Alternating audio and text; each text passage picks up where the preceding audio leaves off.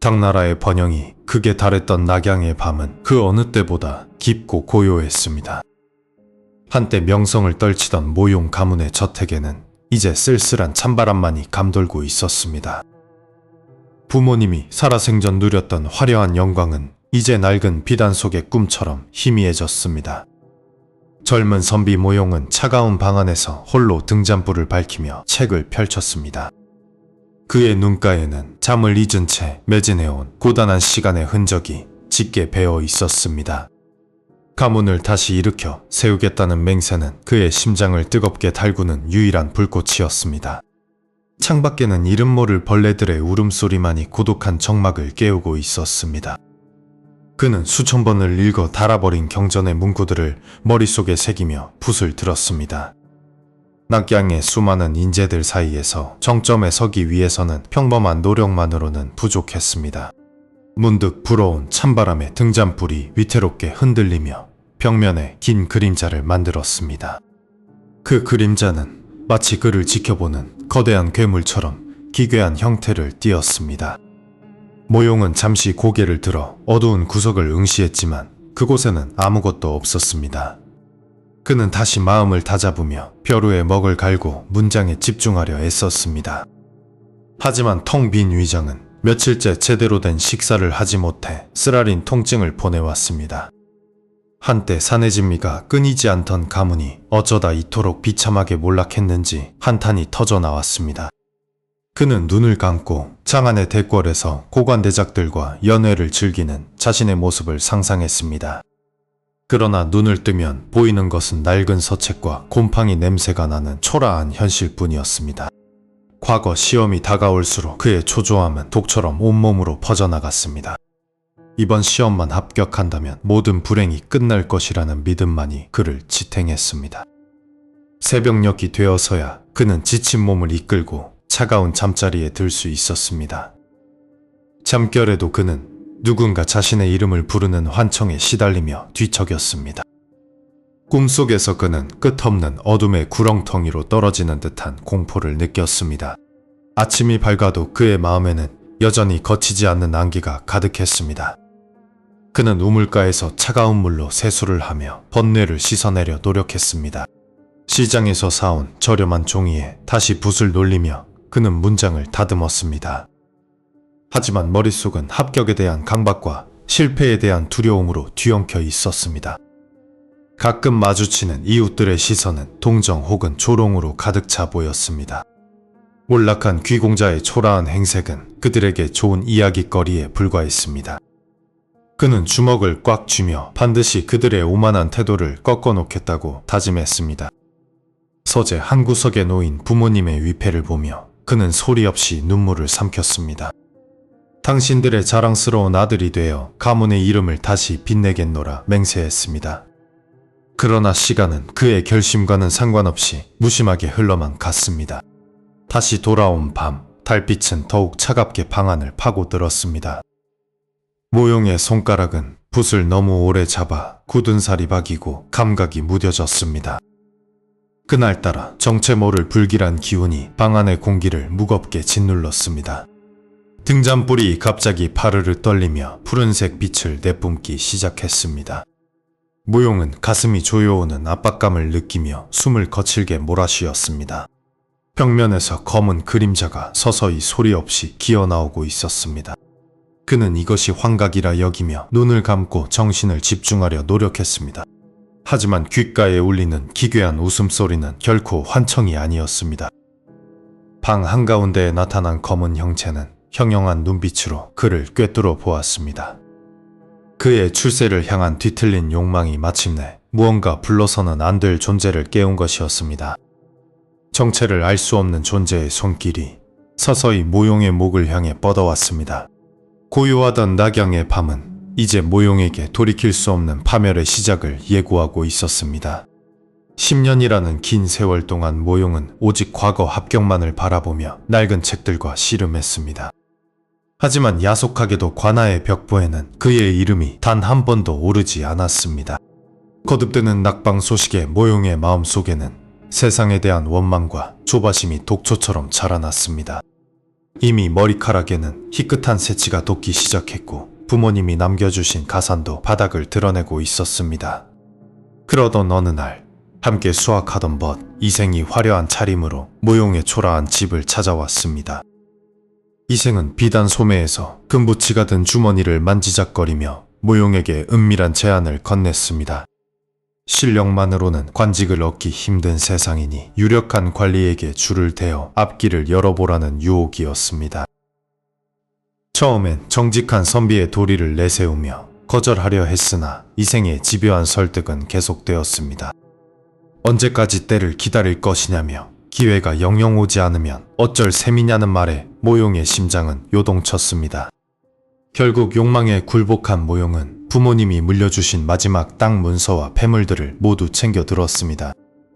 스스로가 부끄러워 밤잠을 설쳤지만 출세만 하면 모든 것이 해결될 것이라며 자신을 속였습니다. 이생을 통해 막대한 뇌물을 관리에게 전달한 후 모용은 매일같이 관아 쪽을 바라보며 기별을 기다렸습니다.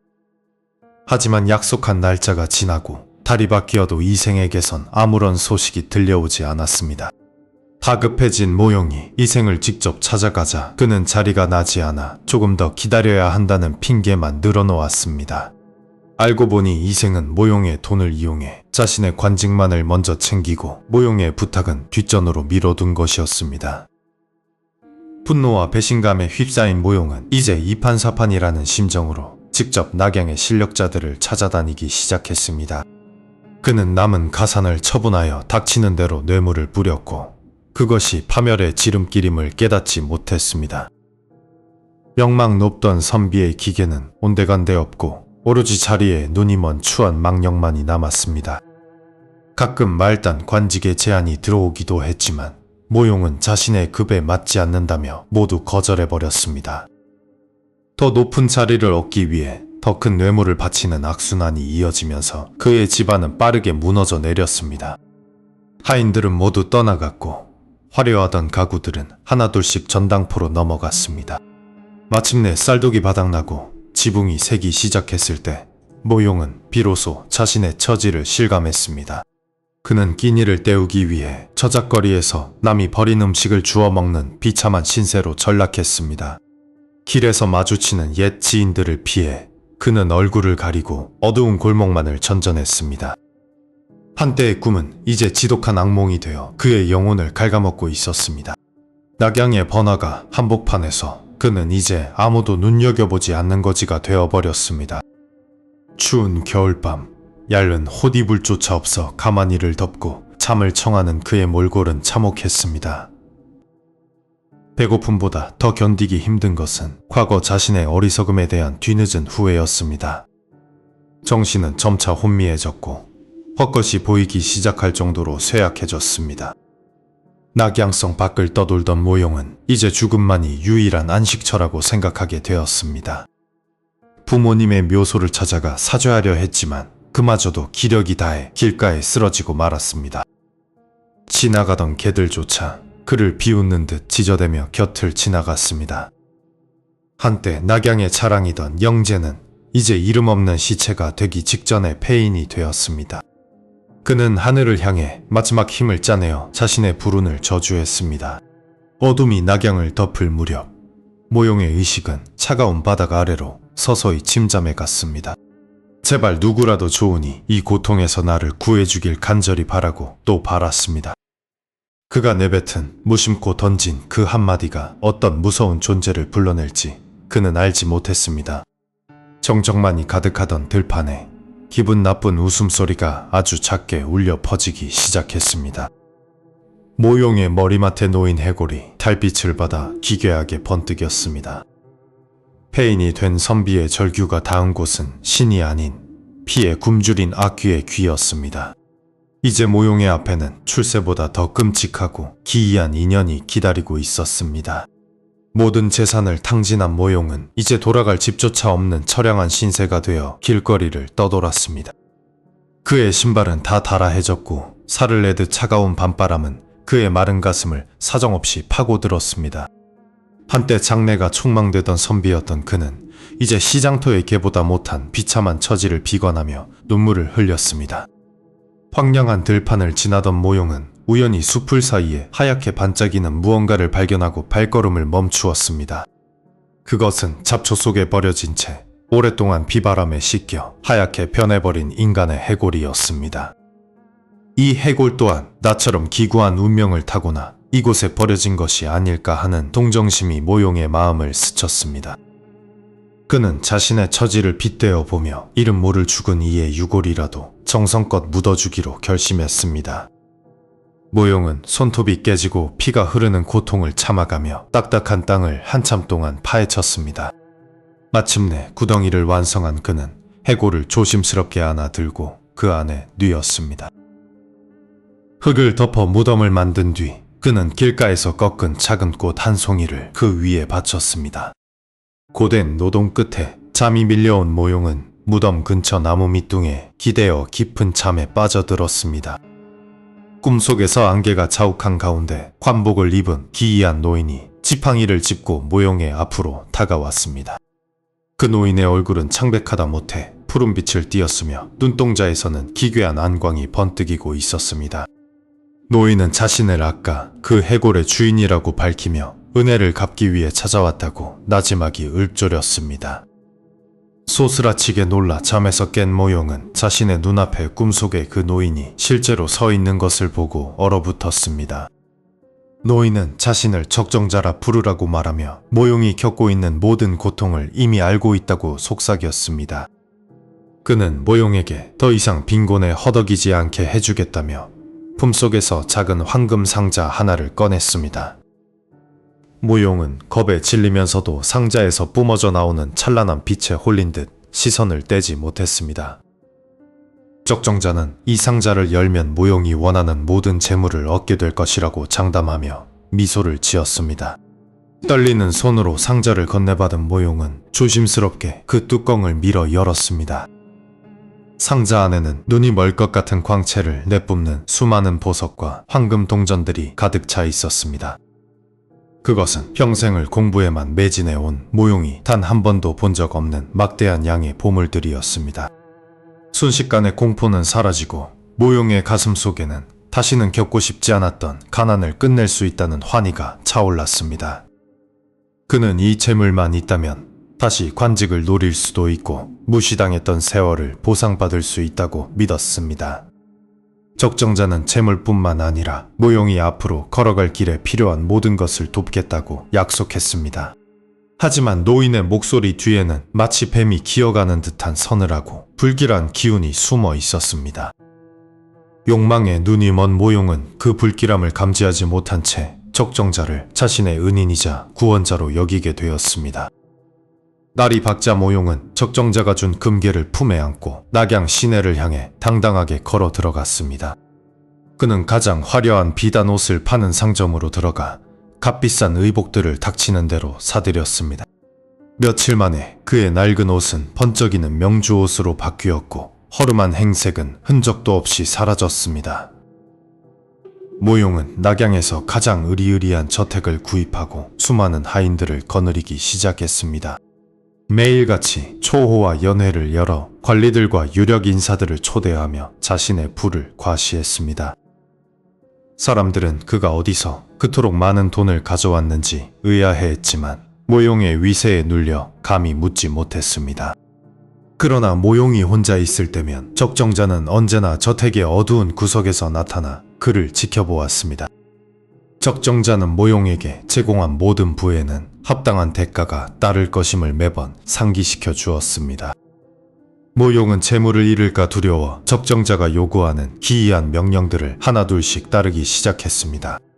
처음에는 작은 동물들을 제물로 바치는 정도였지만 갈수록 적정자의 요구는 잔인하고 기괴해져 갔습니다. 하지만 이미 부와 권력의 맛을 알아버린 모용은 자신의 손이 서서히 더러워지는 것을 외면했습니다. 그는 이제 단순한 부자를 넘어 과거에 이루지 못한 관직의 꿈을 향해 다시 한번 욕망의 발걸음을 내디뎠습니다. 적정자는 그런 모용을 보며 마치 모든 것이 계획된 대로 흘러가고 있다는 듯 기괴한 웃음을 흘렸습니다. 모용이 꿈꾸는 화려한 관직의 뒤편에는 그가 상상조차 할 수 없는 참혹한 피의 대가가 기다리고 있었습니다. 이제 그는 부를 얻었으나 그 부가 어떤 목숨을 앗아가며 쌓여가는 것인지 곧 목도하게 될 것이었습니다. 모용은 적정자가 가져다준 황금 상자를 바라보며 한참 동안 생각에 잠겼습니다. 이제 재물은 충분하니 남은 것은 오직 평생의 염원이었던 관직뿐이었습니다. 그는 다시 한번 제사상을 정성껏 차리고 어둠 속을 향해 나지막이 적정자를 불렀습니다. 나는 이제 돈이 아닌 높은 벼슬자리를 원한다고 그는 허공에 대고 속삭였습니다. 대답은 없었지만 방 안의 공기가 갑자기 차갑게 얼어붙는 것이 느껴졌습니다. 다음 날 일은 아침 관아에서 보낸 전령이 모용의 집 앞을 찾아왔습니다. 현령께서 그를 부르신다는 소식에 모용은 가슴이 터질 듯한 기쁨을 느꼈습니다. 그는 적정자가 준 금으로 가장 귀한 비단 옷을 지어 입고 관아로 향했습니다. 그러나 성문에 다다랐을 때 길가에서 통곡하는 한 노인의 울음소리가 들려왔습니다. 모용은 말에서 내려 노인에게 다가가 무슨 사연인지 조심스럽게 물었습니다. 노인은 간밤에 평생 모은 전 재산인 천금을 도둑 맞았다며 바닥을 치며 울었습니다. 잠겨진 문도 부서지지 않았는데 재물이 감쪽같이 사라졌다는 말에 모용은 가슴이 철렁했습니다. 그 금액은 정확히 자신이 적정자에게 받았던 액수와 일치하고 있었습니다. 그는 서둘러 노인을 뒤로하고 도망치듯 관아를 향해 말을 달렸습니다. 관아에 도착하자 현령은 모용을 반갑게 맞이하며 빈자리가 났다며 축하해 주었습니다. 모용은 갑자기 어떻게 자리가 비게 되었는지 한 하급 관리에게 몰래 물었습니다. 전임자가 어젯밤 아무런 병도 없이 급사했다는 대답에 그는 온몸에 소름이 돋았습니다. 그는 관직 임명장도 제대로 챙기지 못한 채 홀린 듯 집으로 돌아왔습니다. 적정자, 당장 나타나서 이 모든 게 어찌된 일인지 말하라고 그는 소리쳤습니다. 방 한구석에서 검은 연기가 피어오르더니 적정자가 기괴한 모습으로 나타났습니다. 놀랍게도 적정자의 얼굴에는 예전보다 생기가 돌고 살이 올라 있었습니다. 내 놈이 무고한 사람의 돈을 훔치고 관리까지 죽인 것이냐며 모용이 다그쳤습니다. 적정자는 차가운 미소를 지으며 당신이 원하던 것을 가져다 준 것뿐이라고 답했습니다. 누군가 얻으려면 누군가는 잃어야 하는 법인데 왜 이제 와서 새삼스럽냐고 그는 비웃었습니다. 모용은 당장이라도 모든 것을 돌려주고 싶었지만 다시 가난뱅이가 될 생각에 망설였습니다. 싫다면 다시 원래의 비참한 구렁텅이로 되돌려 놓아주겠다고 적정자가 위협했습니다. 모용은 아무 대답도 하지 못한 채 고개를 떨구고 말았습니다. 적정자는 비릿한 웃음을 남기고 다시 어둠 속으로 흔적도 없이 사라졌습니다. 그날 이후 모용의 관직 생활은 죄책감과 공포의 연속이었습니다. 동료 관리들이 인사를 건넬 때마다 그는 그들이 자신의 비밀을 아는 것만 같아 두려웠습니다. 재물은 넘쳐났지만 그 재물이 백성들의 눈물이라는 생각에 잠을 이룰 수 없었습니다. 그는 다시는 적정자를 부르지 않겠다고 다짐하며 양심을 지키려 노력했습니다. 하지만 이미 화려해진 씀씀이를 줄이는 것은 생각보다 훨씬 고통스러운 일이었습니다. 얼마 지나지 않아 가지고 있던 재물은 바닥을 드러냈고 유혹이 다시 시작되었습니다. 거리를 지날 때마다 보이는 부자들의 수레를 보며 그는 자신도 모르게 탄식했습니다. 마음만 먹으면 저들을 내 발 아래 둘 수 있는데 왜 이렇게 살아야 하는가? 어느 날 그는 관아에서 우연히 예뻐진 이생을 다시 마주치게 되었습니다. 이생은 여전히 출세 가도를 달리며 더욱 당당한 모습으로 모용을 반겼습니다. 모용은 이생을 볼 때마다 그의 아내이자 자신의 옛 정혼자에 대한 생각이 떠올랐습니다. 관직은 얻었으나 마음의 지옥은 더욱 깊어졌고 이제 그는 더 큰 비극의 문턱에 서 있었습니다. 낙양의 화려한 거리조차 모용의 마음속에 자리잡은 어둠을 걷어내지는 못했습니다. 관직이라는 목표를 이루었음에도 불구하고 그의 영혼은 갈수록 메말라갔습니다. 어느 날 저녁, 모용은 우연히 화려한 가마 한 대가 멈춰서는 것을 목격했습니다. 가마의 문이 열리고 내려온 여인의 얼굴을 본 순간 모용의 심장은 멈추는 듯했습니다. 그녀는 과거 자신이 가난하다는 이유로 혼담이 깨졌던 첫사랑, 바로 이생의 아내였습니다. 모용은 한때 자신의 것이 될 수도 있었던 그 아름다움을 멍하니 바라보았습니다. 그녀를 차지한 이생에 대한 질투심이 가슴 깊은 곳에서 독처럼 퍼져나갔습니다. 그때듬 뒤에서 서늘한 기운과 함께 기괴한 웃음소리가 들려왔습니다.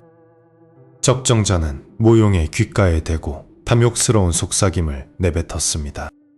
갖고 싶다면 가져야지. 왜 망설이고 있느냐며 악귀는 그를 충동질했습니다. 모용은 고개를 저으며 애써 이성을 붙잡으려 노력했습니다. 이생은 비록 자신을 뇌물의 길로 유혹했으나 하나뿐인 소중한 벗이었습니다. 하지만 여인의 처연한 눈빛이 그의 머릿속에서 떠나지 않았습니다. 적정자는 모용이 가장 약해진 틈을 타서 환상을 보여주기 시작했습니다. 환상 속에서 모용은 여인과 함께 드넓은 정원을 거닐며 웃고 있었습니다. 그러나 현실의 그는 차가운 밤 공기 속에 홀로 서 있을 뿐이었습니다. 모용은 집으로 돌아와 서재의 책들을 거칠게 내던졌습니다. 공자니 맹자니 하는 가르침들이 이제는 아무런 의미가 없게 느껴졌습니다. 방구석의 그림자가 갑자기 거대하게 부풀어 오르며 적정자의 형상을 띄었습니다. 악귀는 은으로 된 술잔을 내밀며 그에게 달콤한 독배를 권했습니다. 모용은 떨리는 손으로 술잔을 받아 들고는 한참을 망설였습니다. 결국 그는 눈을 질끈 감고 술을 단숨에 들이켰습니다. 술기운과 함께 온몸을 타고 흐르는 것은 지독한 욕망의 불꽃이었습니다. 적정자는 이제 준비가 되었다며 그를 데리고 밤의 숲으로 향했습니다. 숲속 깊은 곳에는 이생의 부부가 머물고 있는 별채가 자리 잡고 있었습니다. 창문을 통해 비치는 두 사람의 다정한 그림자가 모용의 심장을 찔러왔습니다. 그는 어떻게 하면 이생을 제거하고 그녀를 뺏을 수 있을지 궁리했습니다. 적정자는 그의 등 뒤에서 거대한 낫과 같은 손톱을 세우며 기뻐했습니다. 모용은 잠시 멈칫하며 과거에 나누었던 우정을 떠올렸습니다. 하지만 곧이어 나타난 여인의 고결한 모습에 그 기억은 산산이 부서졌습니다. 저 여자는 원래 내 것이어야 했다는 생각이 그의 뇌리를 지배했습니다. 숲의 짐승들도 악귀의 기운에 겁을 먹고 울음소리를 멈추었습니다. 적정자는 자신이 직접 나서서 여인을 가로챌 계획을 제안했습니다. 모용은 그 계획이 초래할 끔찍한 결과를 직감하면서도 고개를 끄덕였습니다. 갑자기 불어닥친 돌풍이 별채의 등불을 모두 꺼뜨려 버렸습니다. 어둠 속에서 들려오는 여인의 비명에 모용은 소스라치게 놀랐습니다. 하지만 그것은 공포가 아닌 환희의 비명으로 그의 귀에는 들렸습니다. 적정자는 검은 안개로 여인을 감싸 안고 허공으로 솟구쳐 올랐습니다. 이제 이생은 아내를 잃고 홀로 남겨진 비참한 존재가 될 것이었습니다. 모용은 자신의 집 지하 밀실로 가서 그녀가 도착하기를 기다렸습니다. 멀리서 이생이 아내를 찾는 울부짖음이 들려오는 듯했습니다. 친구의 고통이 커질수록 모용의 뒤틀린 승리감은 더욱 깊어졌습니다. 적정자는 여인을 밀실 바닥에 내려놓으며 모용에게 마지막 거래를 제안했습니다. 그녀를 영원히 차지하고 싶다면 뒤쫓아오는 이생을 직접 처리해야만 한다고 말입니다. 적정자의 속삭임은 모용의 귓가를 뱀처럼 집요하게 파고들었습니다. 방 한구석에는 정신을 잃고 결박된 이생의 아내가 가쁜 숨을 몰아쉬고 있었습니다. 적정자는 그녀의 고운 얼굴을 가리키며 모용의 욕망을 노골적으로 자극했습니다. 모용은 한때 형제처럼 지냈던 이생의 얼굴을 떠올리며 잠시 주춤했습니다. 그러나 적정자는 이생이 이미 광군을 이끌고 이곳으로 오고 있다며 비웃었습니다. 지금 결단하지 않으면 너는 관직도 목숨도 모두 잃게 될 것이라는 협박이 이어졌습니다. 모용은 식은땀을 흘리며 방 안을 초조하게 서성거리기 시작했습니다. 결박된 여인의 아름다운 자태를 바라볼 때마다 그의 심장은 비정상적으로 요동쳤습니다. 그는 문득 책상 위에 놓인 예리한 칼날을 바라보았습니다. 이생은 모용이 가장 힘들 때 유일하게 손을 내밀어준 소중한 친구였습니다. 하지만 적정자는 우정 따위는 배고픈 자의 변명일 뿐이라며 그를 매도했습니다. 밖에서 이생이 소리치는 환청이 들리자 모용의 눈빛이 광기로 변했습니다. 그는 떨리는 손으로 책상 위에 칼을 집어들었습니다. 차가운 금속의 감촉이 그의 손바닥을 타고 전율처럼 번졌습니다. 적정자는 어서 나가서 숲속을 지나는 이생을 매복해 주기라고 지시했습니다. 모용은 마침내 무거운 발걸음을 떼어 어두운 밤 공기 속으로 나섰습니다. 숲의 나무들은 마치 죽음의 사신처럼 기괴한 형상으로 구부러져 있었습니다. 바스락거리는 나뭇잎 소리조차 누군가의 고발처럼 들려 모용을 전율케 했습니다. 멀리서 등불을 들고 서둘러 달려오는 한 남자의 실루엣이 보였습니다. 그 실루엣의 주인공은 모용이 그토록 아꼈던 이생이 분명했습니다. 모용은 칼을 쥔 손에 힘을 주며 숨을 죽이고 숲을 속으로 몸을 숨겼습니다. 적정자는 그의 등 뒤에서 보이지 않는 손으로 모용의 어깨를 밀어붙였습니다. 이생은 친구가 걱정되어 아무런 의심도 없이 그의 이름을 부르고 있었습니다. 모용의 가슴 속에서 마지막 남은 온정이 싸늘하게 식어버렸습니다. 이생이 그가 숨은 나무 앞을 지나는 순간 모용은 짐승처럼 튀어나갔습니다. 이생은 예상치 못한 습격에 등불을 떨어뜨리며 바닥으로 고꾸라졌습니다. 친구의 얼굴을 확인한 이생의 눈에는 경악과 슬픔이 가득 찼습니다. 모용은 망설임 없이 친구의 가슴을 향해 차가운 강철을 박아 넣었습니다. 뜨거운 선혈이 모용의 얼굴과 손에 튀어올랐습니다. 이생은 마지막 숨을 몰아쉬며 왜 그랬느냐는 원망 섞인 눈빛을 보냈습니다. 모용은 시체 앞에서 허망한 웃음을 터뜨리며 완전히 무너져 내렸습니다. 적정자는 피 냄새를 맡으며 시체 주위를 맴돌며 만족스럽게 으르렁거렸습니다. 모용은 피 묻은 칼을 숲속 깊은 연못에 던져버렸습니다. 그는 증거를 없애기 위해 서둘러 저택으로 돌아가기 시작했습니다. 이제 저 여인은 온전한 내 것이라며 그는 스스로를 위로했습니다. 저택 안으로 들어서자 결박되었던 아내가 깨어나 그를 쳐다보고 있었습니다. 그녀는 모용의 옷에 묻은 핏자국을 보고 비명을 지르려 했습니다. 모용은 거칠게 그녀의 입을 막으며 이제 아무도 방해할 수 없다고 속삭였습니다. 그때 저택의 대문을 거세게 두드리는 소리가 온 집안에 울려 퍼졌습니다. 밖에서 들려오는 목소리는 분명 죽은 줄 알았던 이생의 목소리였습니다. 문틈 사이로 흘러들어오는 기괴한 연기와 함께 누군가 천천히 문을 열기 시작했습니다. 문틈 사이로 흘러들어온 기괴한 연기는 방 안을 차가운 냉기로 가득 채웠습니다. 모용은 떨리는 손으로 칼자루를 꽉 쥐며 문 밖의 그림자를 응시했습니다. 천천히 열린 문 뒤에는 핏기 없는 얼굴의 이생이 무표정하게 서 있었습니다. 모용은 공포를 감추기 위해 비명을 지르며 이생을 향해 달려들었습니다. 칼날이 이생의 가슴을 깊게 파고들었지만 차가운 금속음만이 방 안에 울려 퍼졌습니다. 이생의 몸은 순식간에 검은 연기로 흩어지며 모용의 비웃음을 샀습니다. 공중에서 적정자의 거친 웃음소리가 천장을 뒤흔들며 들려왔습니다. 모용은 여인을 구하기 위해 지하실로 이어지는 계단을 급히 뛰어내려갔습니다. 지하실 한복판에는 여인이 아닌 낡은 해골 하나가 붉은 비단 위에 놓여 있었습니다. 적정자는 그 해골이 바로 모용이 탐했던 모든 욕망의 본질이라며 조롱했습니다. 자신이 죽였다고 믿은 이생은 사실 이미 오래전에 적정자가 만들어낸 환영이었습니다.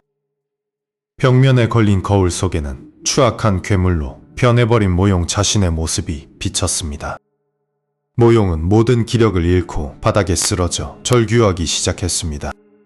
적정자는 모용의 영혼을 담기 위해 거대한 황금 상자를 열어젖혔습니다. 모용의 머릿속에는 부모님과 함께했던 평화로웠던 어린 시절이 주마등처럼 스쳐 지나갔습니다. 하지만 그 따뜻한 기억들조차 적정자의 검은 손길에 의해 오염되어 사라졌습니다. 지하실의 벽들이 살아있는 것처럼 꿈틀대며 모용을 조여오기 시작했습니다. 이생의 아내였던 여인의 목소리가 허공에서 모용의 죄를 꾸짖었습니다. 모용은 미친 듯이 웃으며 자신은 정당한 대가를 치렀을 뿐이라고 소리쳤습니다. 적정자는 그의 비웃음 섞인 절규를 비웃듯 손가락 하나를 입술에 가져다 댔습니다. 갑자기 지하실 바닥이 꺼지며 끝을 알 수 없는 심연이 드러났습니다. 모용은 허우적거리며 무엇이라도 잡으려 했지만 손끝에는 오직 차가운 공기뿐이었습니다.